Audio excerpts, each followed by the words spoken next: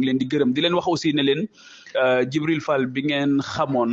ak bi ngeen gunge boobu tey jii la gën a réaffirmer sa position incha allah sunu xel xalaatul ñuy nekk ci leneen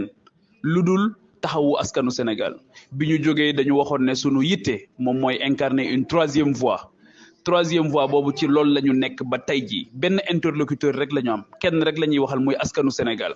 donc te loolu ñoo ngi ciy dalal seen xel bu baax a baax demuñu Benno Bokk Yaakaar waaju ñu dem Benno Bokk Yaakaar sunu xel nekkul ci dem Benno Bokk Yaakaar askan bi rek la ñu yittewoo askan bi rek moom mooy suñu préoccupation loolu ñoo ngi leen koy wax di ci dalal seen xel di leen wax ne leen incha allah li nekk ci suñu kanam moo gën a màgg fuuf te jàpp nañu ne liggéey baa ngi doog a tàmbali waaw li ñu bëgg nag moom ma sàmba mënuñu ko jox ma demba mënuñu ko jox sunu njàmbarte ak sunu dogu ak sunu taxawaay laaj ko ki nga xamante ni moom mooy sunu borom loolu ko li ñu bëgg moom moo ko amee donc ma sàmba amu ko ma demba amu ko donc maa ngi leen di gërëm di leen sant di Sawan TV télévision bi dox ci seen bëgg-bëgg muy diine ak jamono pour mën a am suñuy vidéo bu leen fàttee abonné bas class bi ndax moo leen di yégal xew-xew yi ak Sawan TV kumpa tàggoon naa